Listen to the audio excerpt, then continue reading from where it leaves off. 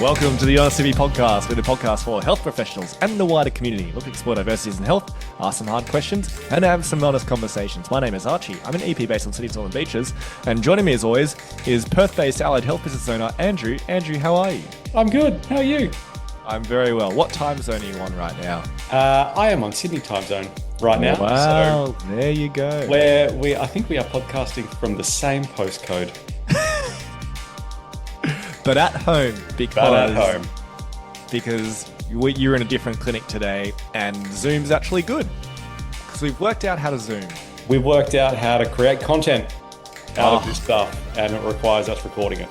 If you haven't noticed, our Instagram has been posting a flood of videos, and that's because Andrew is in his dungeon just editing. He's just doing the grind. He's grinding away with the footage. He's typing out the captions word by word himself. He's writing everything. No spelling mistakes. No spelling mistakes, and he's posting every single day. So go and have a look at it and just marvel at all of the work that Andrew, AI, has been doing there. All right? Absolutely.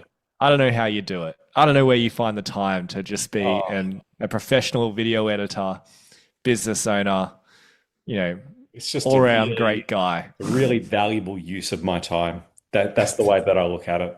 Transcribing captions. Yep. That's it. It's awesome. Well, hey, just good to see the man giving back, Oh dear. Oh dear. All right, we're gonna be talking about the stages of business today. So the stages that an allied health clinic would go through on the journey of growth up to, going to the moon. We'll probably just talk about not all the stages, but a couple of the key ones and where we have some good lessons and good points to talk about there. Mm-hmm. But I'll start this with you, Andrew, because you've kind of been through all of these stages yourself. Why don't you talk us through what the main ones that we're going to talk about are, and then we can go to the start and talk about, well, how do you make that jump from stage 1 to stage 2? And then how do we make that jump from stage 2 to stage 3? Sure. So what are the ones that we're going to talk about? So for the purposes of today's conversation, we will keep it focused on the early stages, just because that is the vast majority of clinics that exist. So what's interesting is that, I should reference Clinic Mastery here because they have a framework on this. Tony Robbins also has a framework on this. Jim Rohn also has a framework on this. So the point of that is that these stages, although the revenue markers change from industry to industry, the actual challenges that exist to progress from one stage to the next are pretty consistent. I was chatting with one of my mates who owns a building company, and although the numbers change a little bit, the challenges stay the same. Yeah, okay. And that's where there is a lot of consistency around business coaching, because all businesses tend to have the same problems at certain points. The first evolution of a business is very much the sole trader, right? You are the EP, you are doing the work, you are seeing the clients, you are building connections in a community. You do all the things. You do the consulting, you do the invoicing and the bookkeeping, you do the reconciling, you do the marketing, you do the content creation. You do all of the things. You do a lot of things. You do a lot of things. And some people are happy to live there. Some people, that is the goal. The goal is to have a business that gives me with a certain amount of money every month or whatever.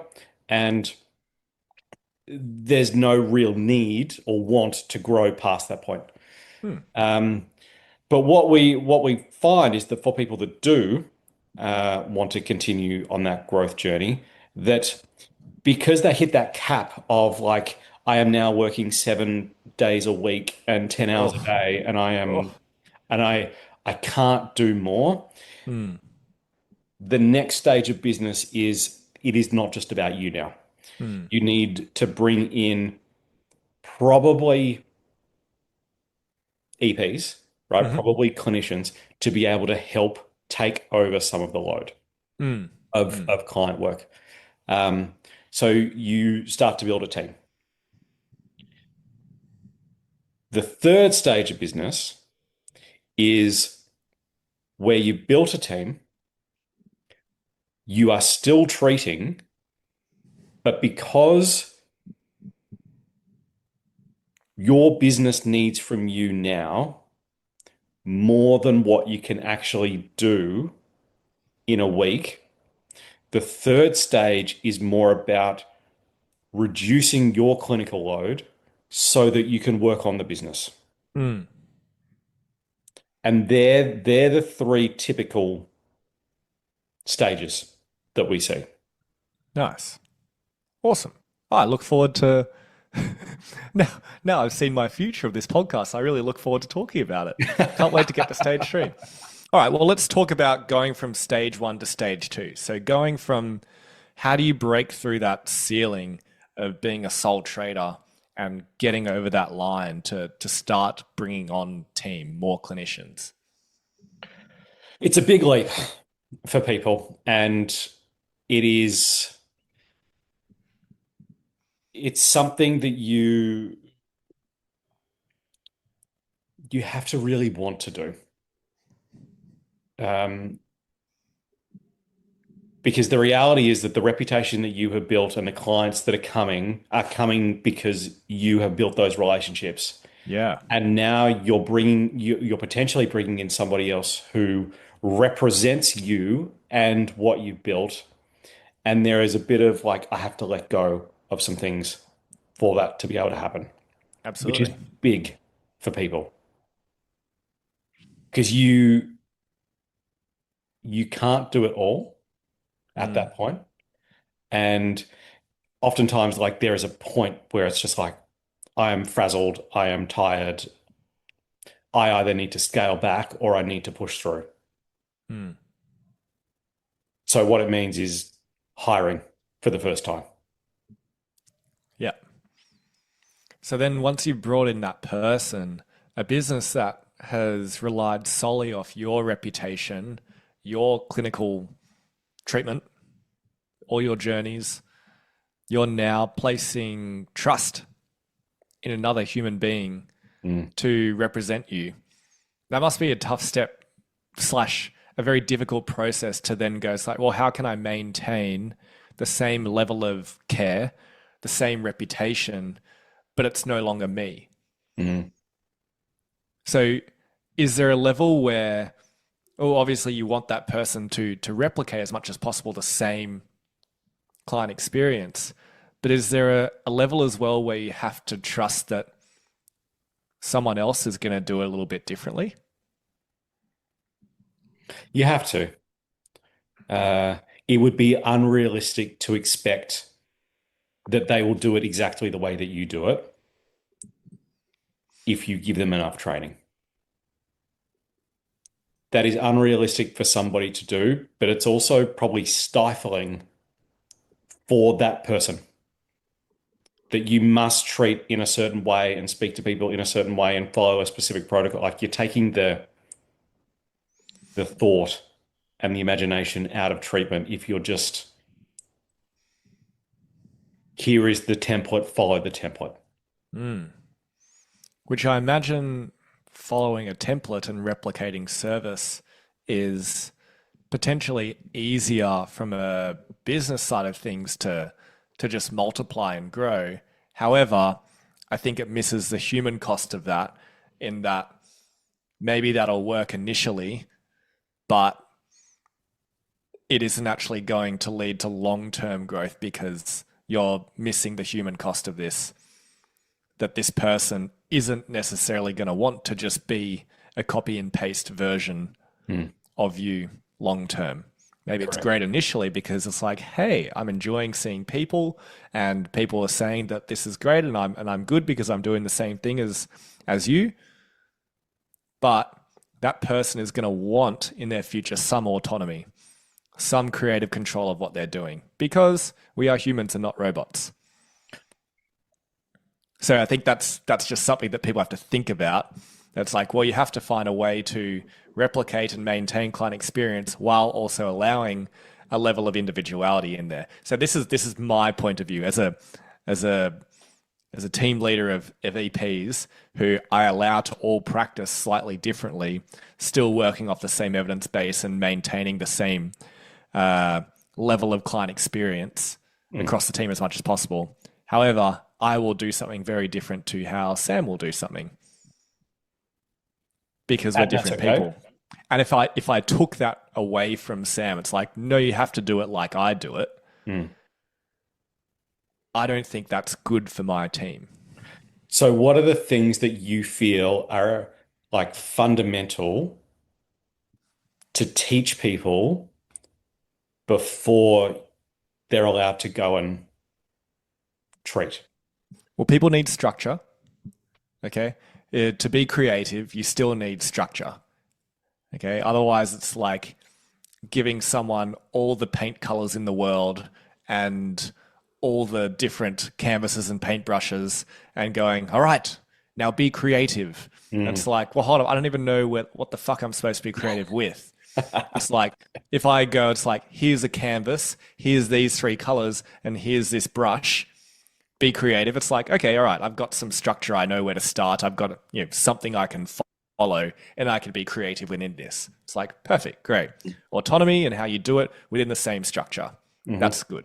Hmm. The other important thing is, I would say here, is that if we are promising something to clients in terms of, hey, when you come and see us, this is what your initial assessment looks like, and this is what comes out of it, and this is what your treatment journey looks like. So mapping a treatment journey for someone in terms of uh, helping uh, kind of work out what ideal clients should have and then setting expectations, we have to make sure that that's going to be true across different people. Mm. So if someone's going to come in uh, and we've told them beforehand that they're going to come in, we're going to talk to them about their medical history and their goals and where they're at right now. We're then going to do a movement assessment with them. We're then going to sit down and put together a management plan with them that we will give to them on their way out. We will check in with you the next day, and then we will follow up with you in our appointment schedule. Mm. If that's standard, when that needs to be standard across the clinic, great, awesome. So there has to be some structure in order for people to be individuals, I think. I don't even know what your question was. No, I think that's really helpful. My question was actually going to be that because you interrupted me before I could ask the question. But my question was going to be like of somebody that leads a large team of EPs now, like how do you give the ability for people to have creative freedom, Hmm. but enough skill to be able to like have a meaningful initial consultation or follow up? Hmm. Because presumably, we can't assume that when people come into our business that they have all of the skills that they need to be able to Oh, of deliver the course not. same sort of experience as what the senior people would be doing. Absolutely. Yeah. So then I think it comes down to feedback from clients on what is regularly said to us when we go like, hey, give us when we do our net promoter scores. So when we get asked for feedback post initials and going, would you, how likely are you to recommend our service to a family or friend member out of 10? And people go 10. It's like, care to comment? Uh, and it's okay, well, what do people regularly say there? It's like friendly and professional, took time, uh, helped support me, and now I know what I'm doing. It's Mm. like, great, awesome. So off the bat, we need our team to be friendly and professional, take the time to sit down and talk to people and listen to people, and make sure they know what they're going to be doing going forward. Nice. Nowhere in there does it have to be. It's like, did 10 special tests with me, explained, you know, all the medical conditions in the greatest of detail, yada, yada. Yep. It's like there's some key things that we can learn over time that will make a difference, but the things that people will remember initially, that lasting feeling, Well, those are things that the team has to have off the bat ready to go. Let me give you a something that a few people have suggested or come up with themselves as a way to help navigate this. Um, and maybe think about like if you were to implement this with your team, how do you think it would go? And that is that as the senior, you do the assessment, you write the plan, and then the team member implements it. When do they learn to do the initial then? You know, like they're getting good at following my instructions, but when are they learning the part that's actually difficult?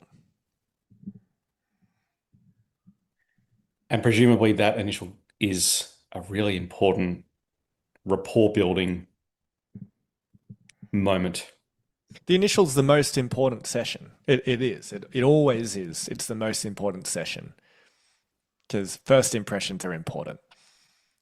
But what we actually have to do in someone's initial for them to, you know, be content or have met expectations of the service isn't necessarily the hardest thing to do.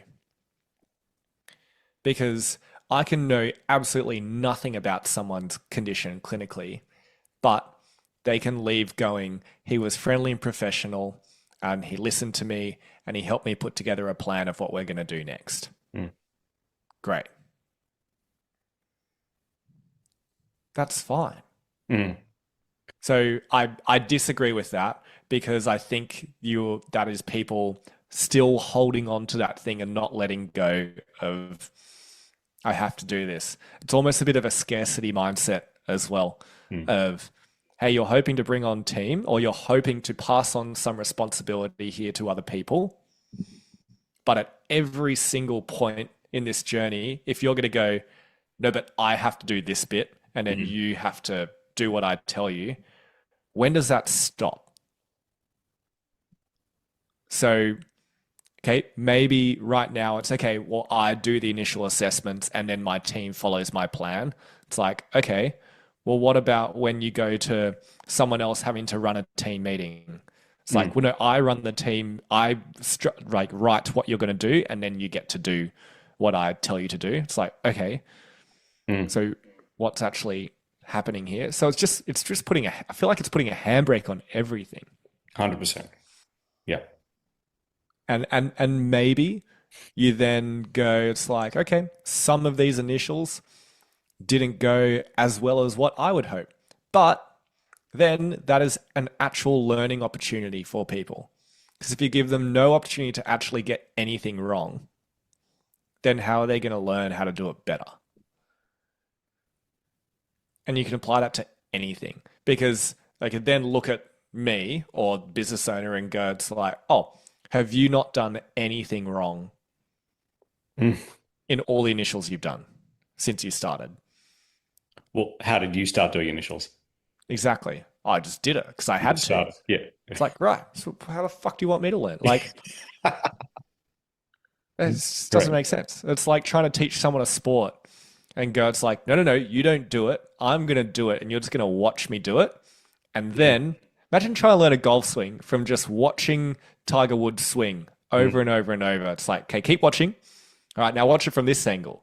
Okay, Mm. now watch it from this angle. Okay, now watch it in slow motion. All right, now I'm going to tell you exactly what Tiger Woods is doing. Mm. Okay, now do this for a month. Then I'm going to give you a golf club. And expect you to swing it Now like, go be Tiger Woods. yeah, not a chance. Yeah, no good. Go shank some balls. You know, Right. golf could be a perfect analogy for everything. Golf Not, we is won't get into just, this right now. we should just do an episode on golf, We'll really. do an episode on golf. How golf relates to life. So everything. Yeah. Anyway, let's talk about the next evolution. Uh, So you so put we've gotten to team. the point where we're in that stage two where we've now got a couple of team. Um, And I think, and maybe we might pause on this for a minute because a question that does come up regularly for me is, whether or not to hire contractors or whether to employ people as your first or your second um, addition to the Yeah. team. Hmm. Um,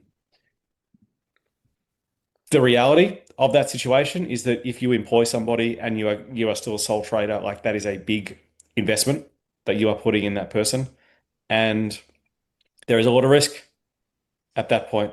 Yeah, So there is absolutely. definitely no shade in contractors. Um, I think though a significant proportion of people do crave a bit of financial stability, and so perhaps the happy medium there is to offer somebody to start as a contractor, but then give them a pathway of like, if you were interested in coming on in a more permanent capacity, this is what we would need to get to. Um, so then you can create some certainty for yourself that you're not going to end up in a, financially dubious position. Um, and it rewards that person in the team for doing great work. And so it's something that they earn over time. That tends to be the best way we kind of navigate that situation, particularly, when we are going from one to two. Um, Nice. it's there's obviously a lot of nuance and a lot of individualization that needs to happen with that, but that's the philosophy that we Yep. kind of take. Nice. Um, Around this time as well, like if things are going well, the volume of inquiries is going up, the amount of emails coming in and fucking faxes coming in is Love that. increasing. So getting some admin help to respond to people in a timely fashion is important. Help out with some invoicing or some bookkeeping, basic bookkeeping is useful. Um, one of the, I think most people can get to that conclusion themselves, but Yep. then like the next, like I need some help. I need to hire an admin person. Um, the question then is, well, how much do I pay them? How much do they work? What can I afford? Um, the very simple metric that we use is 10% of your revenue is what you can afford. So if you generate $1,000 a month, you can afford $100 for an admin person. Right. Okay. That And does that scales. scale as well? Okay. That scales. So to admin, people should be 10%. Correct. Okay. Correct. But that gives a ballpark of where to start. Mm. And then it's about, well, if that is an underwhelming comment for you, and that only means that I can only hire somebody 1 day a week, well, then it's like, okay, well, what are the things that are taking me most of the time that I can get them to start off with? And then as the revenue builds, their capacity builds over time. Yeah. Nice. Love that. So, on that note of other things that you can outsource versus things that you wouldn't outsource at this point in a business, slash, as the business starts to grow, we're starting to outsource like bookkeeping and those things. Hmm. And Yep. then what would be kind of the next couple things on that list of things that you would start to outsource as Uh, you grow? yeah, look, responding to inquiries, um, sending referral letters back to GPs. Um, the if you're at the stage where you're looking at dashboards and data in the business, then having people assist with that can be Oh, quite useful. If it's just more like moving data from one source to another, um, that can be quite time consuming. hmm. Uh, and you're reconciling, right? Reconciling's a bitch, Hmm. and it just takes a lot of time. and have Mm, people help with that mm, is super helpful. mm. Nice. Awesome. Okay. So you'd start with those things. Yeah, the Wonderful. very, very process driven. Very process driven things. Great. Love that. Awesome. All right. Well, let's talk about that evolution from number two to number three. You'll have to remind me exactly what that evolution was. So this is the point where you probably got a team of five or six. Hmm. Uh, it might be one admin and five practitioners. And you're at the point where you're treating 38 hours a week. You're mentoring four people.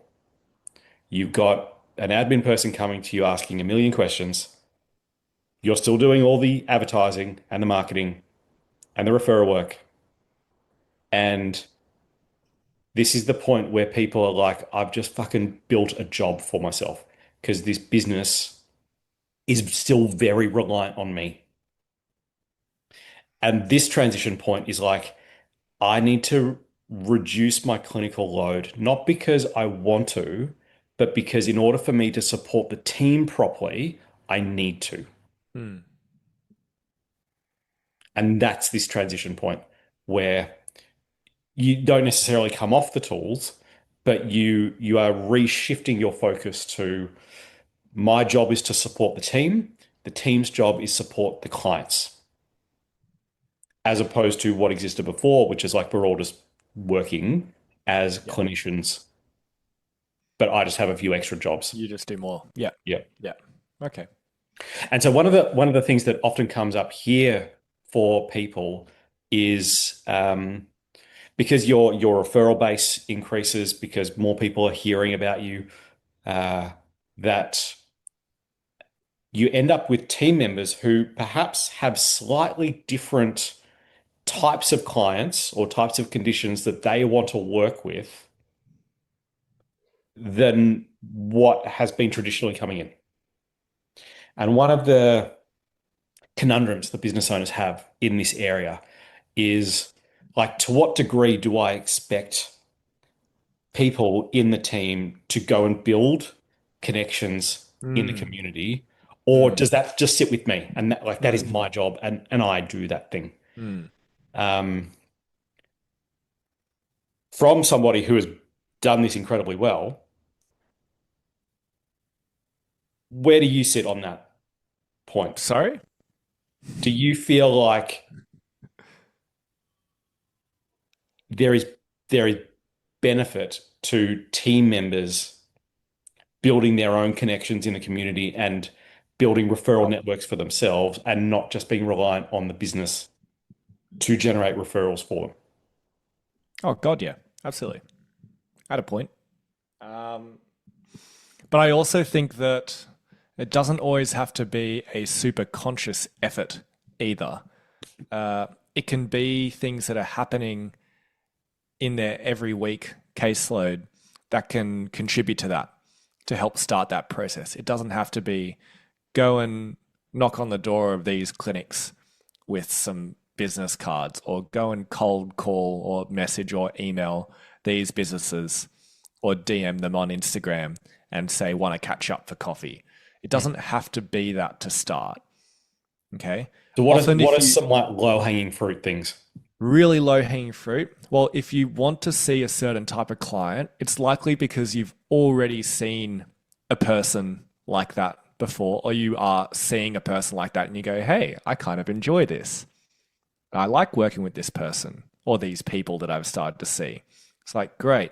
Find out who else is in their care team, including their doctor, their whatever, their other allied health, their other groups or their work things or whatever they do, whatever services they see, and send updates to them on that client, going, hey, I've just seen this person for the first time. Here's what we went through. Here's what we're going to be working on. If you'd like to chat further, I'd love to have a call.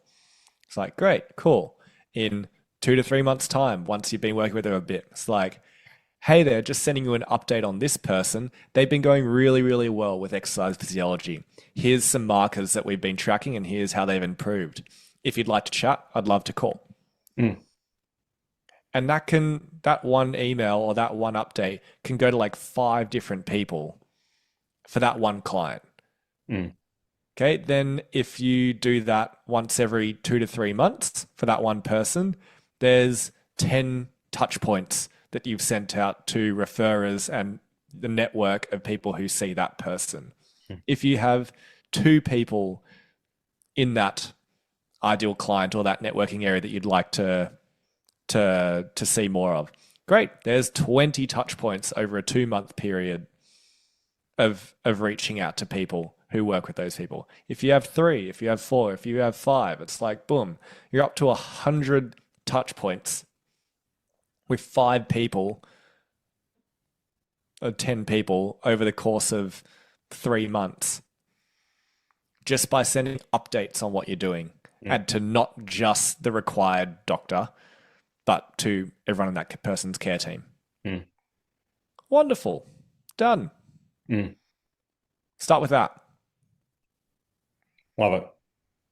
For reference, everyone should be doing that regardless, Mm, but put a little bit more effort into it if it's for an ideal client or an area that you'd like to see more of. mm. Okay. If one of your team came to you now and they said, Archie, I really want to work with this diagnosis, or this condition, and it's something that does not exist in the clinic right now, Mhm. what would be your approach with them?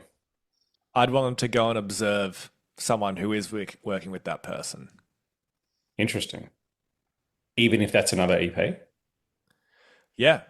I mean, they're probably going to have to go out of area, right? Because if it is a niche thing like that, you don't want to ask the EP down the road necessarily, Hmm. because it's probably going to be a little sus. Mm, Go out of area and go, hey, I'm starting to work with people um, like you, whatever this group of people is. I've done this learning. Would it be okay if I come and observe or shadow you for a couple hours or for a day? mm. Nice. If I can learn something about it. And then talk to that person about how they started seeing those people in their area and then replicate. So there's no magic marketing pill that you can push a button on and an influx of that client comes in. Well, I don't think it's helpful. And now you probably know more about marketing than I do, but I've don't think I've ever seen organic marketing. So just putting a video on Facebook or Instagram, non-promoted, saying, I'm an exercise physiologist and I like seeing people. If you have chronic pain, come see me. Mm, To your 200 followers, mm. Not I so much. don't think that's particularly effective. No. If you start producing regular content that's actually helpful and educational and can start to build some momentum, okay. But like networking or reaching out or building reputation is not like a video saying, I see this, come see me, and Mm, then providing no value. 100%. Because like no one, well, not many people will spend $170 because someone on Instagram says, come see me, when you have nothing else to offer. Hmm. It's like if it's Why should they see you? exactly, What evidence exists that you are the person that can help them? well, because I have a special interest in it. Who gives a fuck? You're 200 followers. But I'm, yeah, exactly. So, organic marketing can be effective if your organic viewers are actually of the right demographic and you actually provide useful information and content to them Hmm. over a long period of time. It's You, a slow, Gary slow Vee crawl. would say that you haven't earned the right to ask people until you built trust with them. Exactly. Yeah. And that's actually very easy to do on Instagram because you can look at your videos on Instagram or Facebook. I'm sure you can do it on Facebook. I just do it on Instagram and go, okay, what demographic of people are watching my videos? It's like, are they males, more males or more females? And what age demographic are they in? Mm. It's like, great, okay, I'm trying to market to 20-year-olds with runners, 20-year-old runners, but 70% of my viewers are women in their 50s and 60s. What's the point of posting something to runners Hmm. and going, come see me? No one's going Hmm. to see it. What, just to pull on that thread a little bit more, thoughts about if you work for a business, Hmm. you having your own professional profile. Hmm. I like it. Mm. I used to have an Archie Richards EP one, and then my Meta got hacked, so I lost my Facebook, my private Instagram, and then that was attached to that, so I lost all those. Um, so then I've just kind of taken over the Honest EP one, and that's me now. Excellent. um, but yeah, absolutely, Mm. because you can collaborate on things. It's like wonderful, but then people can go to yours for a more focused source of trust and education. Hmm. Like Yeah. the term they use in marketing is like inch wide, mile deep. Right. So if you're using the general social media for your content, but you're one post in every six, then the message is not actually clear. Mm. They'll go onto your business Instagram and to see a bunch of everything. And it's like, hey, I want chronic pain clients. Here's some information about chronic pain. It's like, did you know it's National Breast Cancer Week? Mm. And it's like, did you know it's National Diabetes Week? Hey, here's some photos of people in our gym doing balance exercises. Yeah. Here's some people that are nothing like the ideal client that you're trying to market to, doing lots of things. It's like, anyway, back to chronic pain. It's Yeah. like, it's not very clear. Correct. So having your own professional one where you can put all of that stuff, but then collaborate with your business page, the main business clinic page, so that you get more eyes on, helpful. Hmm. Love it. Plus, you can then also network through your own professional page because there will be lots of other people who also like seeing that kind of client, also on Instagram doing the same thing with their professional profile Hmm. that you can then talk to from your one. But if I'm reaching out to a chiro as Rebound Health, am I talking to an entity? like, like who am I talking to here? It's Who am not I very talking? clear. Yeah. Nice. But yes. Nice. I think, and I would echo this. Like, I think it's when we're talking about stages of business, and what are the challenges that exist in this stage is like keeping the team. Like, you have to focus on retention now, and a lot of retention is ensuring that people enjoy the caseload that they are working with. Some of that is your responsibility. Some of that is a shared responsibility, and not feeling like that is just only something that you can do as the owner, but actually like guiding, coaching, giving examples of how to do this so that people do it well is leveraging your time. Nice. And I guess you could be evidence from this as well that when you stepped back significantly from seeing clients, what happened with the business in terms of revenue? It went up. Great. It didn't go down. It did not go down. Did referrals stop coming? No. Okay. Did There was did the one bit that I think most people have to navigate there is like referrals that are directed well directly to yeah. you. Like, how do you deal with that? Which at that stage you should have some admin support. So it's like Andrew's not available for new patients, Mm. but based on what I've seen in the referral that's been sent through, we've actually got another practitioner who really specializes in that area. Archie's been an EP for 5 years and he's excellent, so I'd recommend you seeing him. Yep. Yeah. Deflecting. Yes. But deflecting with like positivity about what's going to happen as opposed to, oh, sorry, you can't see Andrew. I guess you could see someone else. Mm. Or just not even that. It's just, oh, Andrew's not available. Hmm. Oh, okay. Thanks. Hmm.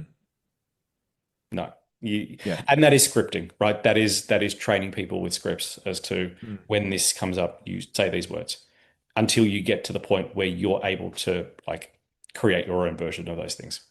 Yeah. Scripts for shifting people positively, Mm. Yep. passing on those referrals. Yep. Great. Yep. Any other tips for stepping back from seeing clients there? I think we've done an episode on this in the past, but from your own experience and from what you've seen with other business owners.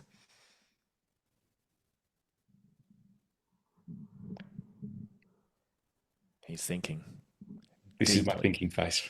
This is thinking face. It's great for podcasts. And I feel the silence until he's ready. Feel the silence. I had this conversation today with someone, and they they are in this at the moment, and they feel stuck with where they are. Um, there is not, the business is financially okay without the revenue that they generate. But when I asked them the question of if you reduced your consulting time, what would you do? They didn't have an answer. Right. And that is common. So I don't know what I would do with the additional time. So I just consult. I just keep doing it because that is what I know how to do. That is why I'm comfortable doing. And so to get through this stage, it's like, well, you need to have a better answer to that question. I need to reduce consulting so I can build out our client journey. I need to reduce consulting so I can build a student program. I need to reduce consulting so I can learn how to do meta ads at the level of a semi-professional. Like you need to be able to answer what it is that you're going to do with your time. Otherwise, you just get stuck. Nice. Awesome. So don't cut time until you know what you're going to do with it. Correct. But That's where having a business coach is helpful. yes, because they'll tell you what you should be They'll doing. tell you what you should be doing. / they'll traffic light report your business with you and go, it's like, look at these red things. Who's doing that? Who's doing the red things? No one. It's like, you should be doing that. Okay. Yes. Yes, boss. Okay. Yes. Good. Thank you, boss. Thank you, business mentor, coach boss, you. man. Yes, correct. Very good. Lovely. I think that was very, very helpful for my own knowledge. Hopefully for other people's as well. Very good. Very good. We'll be back with some more of these episodes very soon. So we look forward to seeing you there. Goodbye. Bye.